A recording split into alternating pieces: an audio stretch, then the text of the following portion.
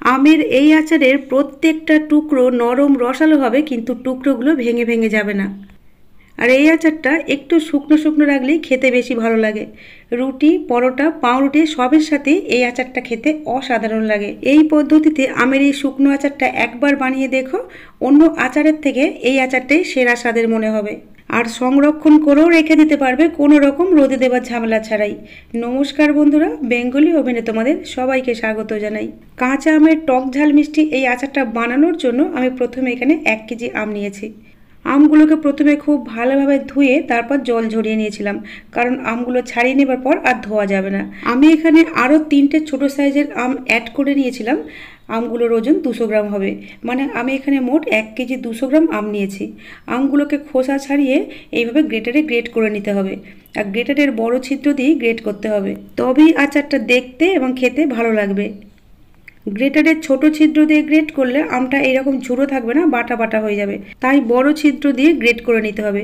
যাদের বাড়িতে এরকম গ্রেটার আছে তারা এইরকম গ্রেটারের বড় ছিদ্র দিয়ে গ্রেট করে নেবে। সব আমগুলো গ্রেট করা হয়ে গেলে আমগুলোকে সাইডে রেখে দিলাম। এখন আচারের টেস্ট এবং ফ্লেভার বাড়াবার জন্য একটা মশলা বানিয়ে নেব। তার জন্য ওভেনে একটা কড়া বসিয়ে তার মধ্যে 1/2 চা চামচ পাঁচফোড়ন, 1/2 চা চামচ গোটা মৌরি আর 2টো শুকনো লঙ্কা দিয়ে লো টু মিডিয়াম ফ্লেমে অনবরত নাড়াচাড়া করে মশলাগুলোকে ভেজে নিতে হবে। মশলাগুলোকে ভেজে পুড়িয়ে ফেলার দরকার নেই।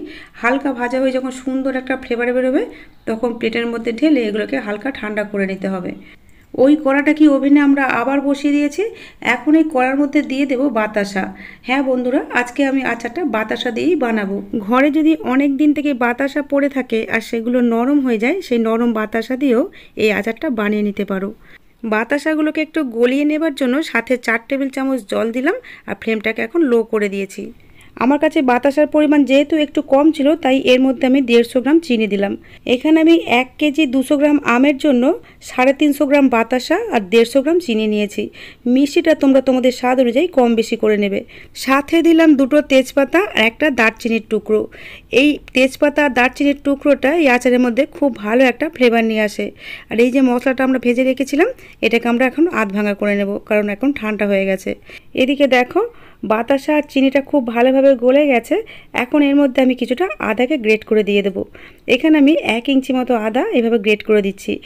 এই আদাটা এই আচারের স্বাদটাকে অন্যরকম মাত্রায় নিয়ে যাবে। আচারটার মধ্যে যাতে সুন্দর একটা কালার আসে, তার জন্য 1 চা চামচ দিলাম লাল লঙ্কার গুঁড়ো, সাথে 1 চা চামচ বিট লবণ দিয়ে সমস্ত কিছু ভালো করে মিশিয়ে নিলাম। এইবারে আগে থেকে গ্রেট করে রাখা আমগুলো এই ফুটন্ত রসের মধ্যে দিয়ে দিলাম। এখন বাতাসা আর চিনির রসের সাথে গ্রেট করা আমগুলো খুব ভালোভাবে মিশিয়ে নিতে হবে, আর গ্যাসের ফ্লেমটাকে এখন মাঝারিতে রাখতে হবে। আচার তো আমরা প্রত্যেকেই কম বেশি নানা রকমভাবে বানিয়ে থাকি। একবার আমার মতো করে এইভাবে আচার বানিয়ে দেখো, এই আচারটা স্বাদটাই সেরা বলে মনে হবে। এইভাবে বানানো আচার দিয়ে রুটি, পরোটা, পাউরুটি সব কিছু খেতে মজা লাগে, আর শুধু শুধু খেতে তো অসাধারণ লাগে। তোমাদের সাথে কথা বলতে বলতে দেখো, আচারের রসটা কিন্তু অনেকটা শুকিয়ে এসেছে, আর আচারের কালারটাও খুব সুন্দর এসেছে। এই পর্যায়ে এসে গেলে আচারটাকে একটু চেক করে দেখে নিতে হবে 2টো আঙুল দিয়ে। যদি মনে হয় চিটচিটে ভাব চলে এসেছে, তাহলে আর আচারটাকে ফুটিয়ে ঘন করার দরকার নেই। এমনিতেই ঠান্ডা হয়ে যাবার পরেও আরও একটু শক্ত হয়ে যাবে। এই যে রসালো ভাবটা আছে, এটা কিন্তু ঠান্ডা হয়ে যাওয়ার পরে থাকবে না। এই পর্যায়ে আমরা দিয়ে দেব আগে থেকে ভেজে রাখা মশলা।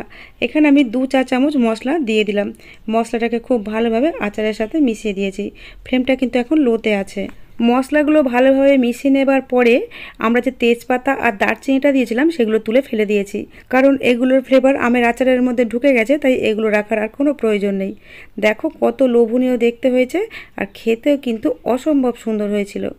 এখন এর মধ্যে দিয়ে দেব ভিনেগার। এখানে আমি 2 টেবিল চামচ ভিনেগার দিলাম। এই ভিনেগারটা কিন্তু রোদে দেওয়ার ঝামেলা ছাড়াই আচারটাকে কয়েক মাস ভালো রাখবে।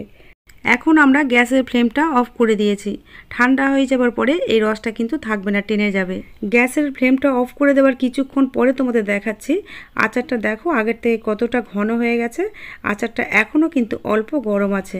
আচারটা পুরোপুরি ঠান্ডা করে নেবার পরই পরিষ্কার শুকনো কোনো কাঁচের জারে ভরে রাখলে আচারটা কয়েক মাস কিন্তু ভালো থাকবে, রোদে দেওয়ার ঝামেলা ছাড়াই।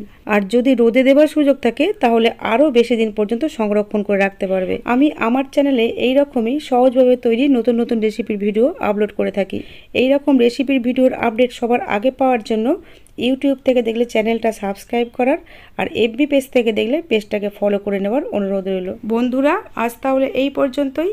তোমাদের সাথে আবার আমার দেখা হবে নতুন কোনো রেসিপির সাথে। তোমরা ভালো থেকো, সুস্থ থেকো, সাবধানে থেকো। শেষ পর্যন্ত আমার সাথে থাকার জন্য তোমাদের সবাইকে জানাই অসংখ্য ধন্যবাদ।